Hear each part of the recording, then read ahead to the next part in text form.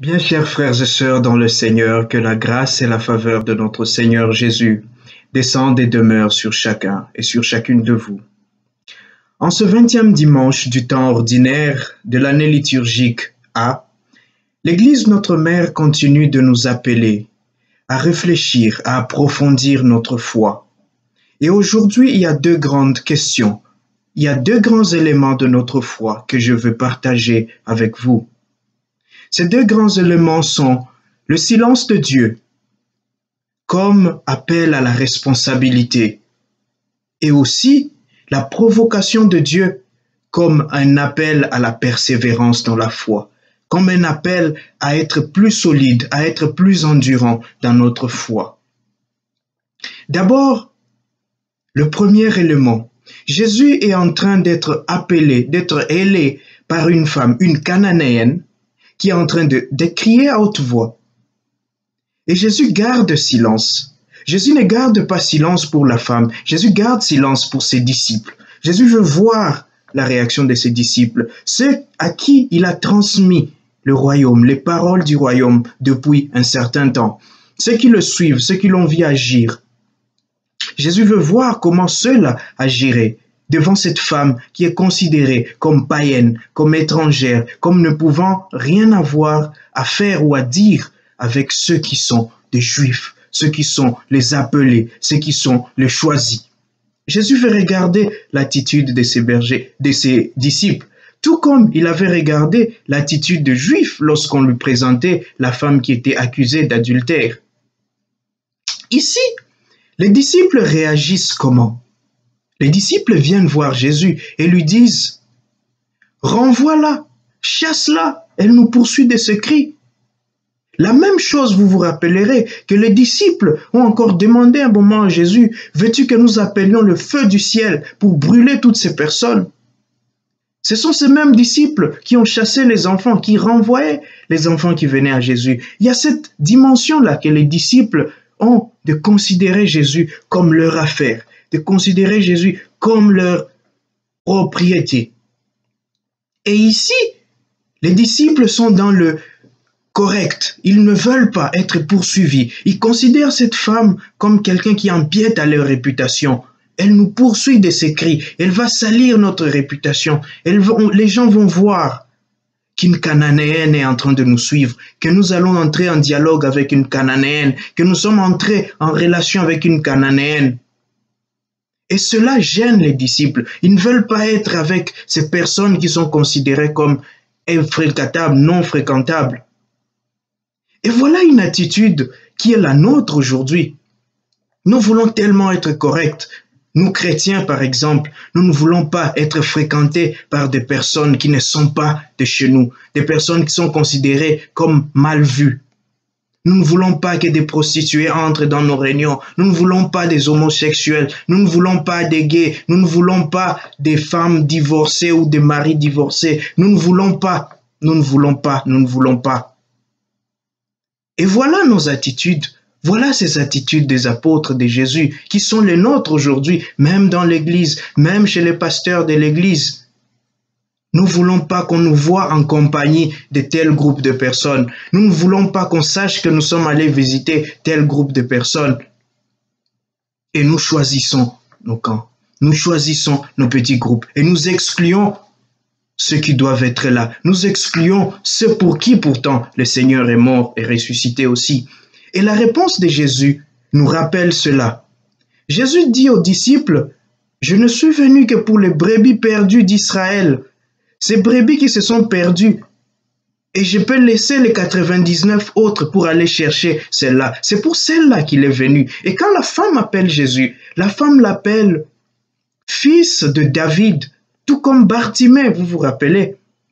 C'est-à-dire, le fils de David, c'est celui qui vient restaurer le royaume de David. Et le royaume de David, c'était un royaume uni. C'était pas un royaume divisé. C'était pas un royaume où d'un côté, nous avions les Juifs et d'autre côté, les Samaritains. C'était pas un royaume où les uns ne parlaient pas aux autres. Le royaume de David, c'était le royaume uni. C'était le royaume prospère. C'était le royaume de paix. Et voilà le royaume que Jésus lui-même dira au début qu'il est venu restaurer. Il est venu pour que ce royaume revive. Et il est fils de David parce qu'en lui va revivre, va renaître le royaume de David. Et en disant cela aux disciples, les disciples, je crois qu'ils ne comprennent pas. Ils ne comprennent pas que Jésus est en train de leur dire, c'est pour celles-là justement que je suis venu. C'est pour ces personnes-là que je suis là. Et quand Jésus leur dit ça, Jésus est comme en train de poser une question à ses disciples. Il est comme en train de demander à ses disciples, pourquoi voulez-vous que je la chasse? Pourquoi voulez-vous que je la renvoie? À quoi servirait ma mission si je renvoyais cette femme? C'est justement pour cette femme que je suis venu. C'est justement pour ceux qui sont comme elle que je suis venu. Ceux qui sont chassés, ceux qui sont exclus, ceux qui sont écartés de la communauté que je suis venu. Jésus est venu pour tout cela, pour ceux que nous considérons comme impropres à notre communauté, pour les groupes que nous considérons comme ne valant pas la peine, pour ceux que nous considérons qui ne peuvent pas communier, pour ceux que nous considérons qui ne peuvent pas recevoir les sacrements. Et Jésus nous appelle, il nous interpelle au fait à accueillir ces personnes-là, à sauver ces personnes-là, à parler à ces personnes-là, à écouter les cris et les pleurs de ces personnes-là, à ne pas avoir honte de dire que ceux-là aussi sont chrétiens, que ceux-là aussi, ils sont baptisés, que ceux-là aussi appartiennent à l'Église. L'Église ne devrait pas avoir honte de ses enfants, avoir honte de ceux qu'elle a elle-même baptisés au nom du Père et du Fils et du Saint-Esprit, et de ceux et celles qui viennent pour chercher leur baptême. Voilà le premier élément.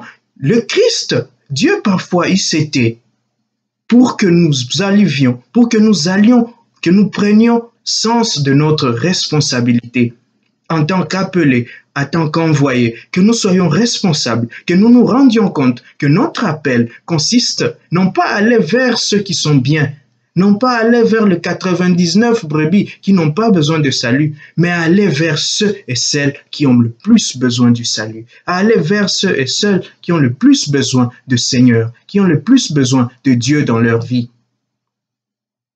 Le deuxième élément que je voulais nous partager, c'est que Dieu, parfois, il nous provoque. Il nous provoque pour susciter la persévérance. Si toute chose était facile, alors nous ne serions pas là. Alors tout le monde serait millionnaire, tout le monde serait bien, tout le monde serait... Mais puisque le chemin vers le ciel, le chemin de la sainteté, c'est un chemin qui est jonché d'obstacles. Puisque le chemin vers le ciel, c'est un combat permanent contre l'esprit du mauvais. Un combat permanent contre nous-mêmes, contre notre propre orgueil, contre notre propre vanité, contre nos propres faiblesses. Et c'est dans ce combat-là que Jésus amène cette femme. Cette Cananéenne qui est considérée comme une personne de deuxième rang. Parce qu'elle est d'abord femme et parce qu'elle est cananéenne. Et dans cette condition-là, cette femme n'était pas considérée. Dans leur société, on ne les considérait pas. Et Jésus veut que cette femme se batte.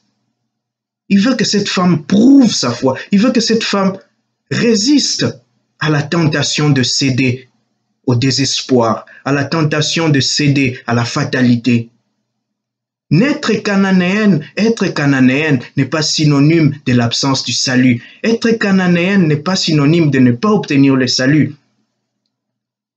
Être d'une condition, être handicapé, être voleur, être gay, être prostitué, être politicien, être tout ce que vous voulez, n'est pas une condition pour ne pas recevoir le salut. Parce que même dans cet état, nous pouvons nous battre. Même dans cet état, nous pouvons venir et nous mettre à genoux devant Jésus pour dire comme cette femme, « Seigneur, sauve-moi. Seigneur, si ce que je suis n'est pas ce que tu veux, alors sauve-moi. » Et voilà l'attitude de cette femme. Elle ne veut pas se laisser abattre. Et elle vient vers Jésus. Et ce que Jésus lui dit peut paraître choquant. Il dit que le pain des enfants, on ne le donne pas aux petits chiens. Et la femme réplique que les petits chiens, ils mangent les miettes qui tombent de la table des enfants. Voilà une preuve que cette femme voulait être sauvée. Elle voulait le salut de sa fille. Elle a persévéré et ne s'est pas laissée abattre. Et cela nous arrive très souvent dans notre vie de chrétien. Parce que parfois, quand nous avons échoué, nous avons introduit une demande de travail, nous avons jeûné pendant 9, 10, 15 jours et la demande a été rejetée. Parfois, nous sommes fâchés contre Dieu, nous nous rébellons, nous nous lamentons. Mais aujourd'hui, la Cananéenne nous rappelle que lorsque nous persévérons, Dieu n'est pas le Dieu de l'échec. Dieu n'a pas créé de petits chiens. Dieu n'est pas un Dieu de petits chiens. Dieu, c'est un Dieu de grandeur. C'est un Dieu de merveille. C'est un Dieu qui nous veut du bien. C'est un Dieu qui veut notre bonheur. Et c'est cela que le Seigneur attendait pour accomplir le miracle dans la vie de cette femme. Après la réponse de cette femme, Jésus est émerveillé. Jésus regarde. Je le vois regarder ses disciples et leur dire, vous voyez, aucun de vous n'a eu une telle foi. Aucun de vous n'aurait été capable d'une telle foi. Voilà, chers frères et sœurs, l'Église nous invite à travers ces textes, le Christ nous invite à travers son Église à continuer à persévérer dans la foi, même quand les choses sont difficiles, même quand il semble ne pas y avoir d'issue de secours. Dieu, il nous éprouve. Comme l'or au feu, Dieu nous éprouve pour que nous sortions comme ce bijou de grande valeur. Demandons cette grâce au Seigneur, qu'il nous donne la grâce d'être persévérants dans notre foi, qu'il nous donne la grâce d'accueillir, qu'il nous donne la grâce d'être responsables et d'accueillir dans nos vies et dans notre Église tous ceux et celles qui ont besoin de son salut, car il est venu non pas pour le bien portant, mais pour les malades. Et tous ces malades qui crient vers lui, il ne les abandonne pas. Que le Seigneur nous en donne la grâce. Amen.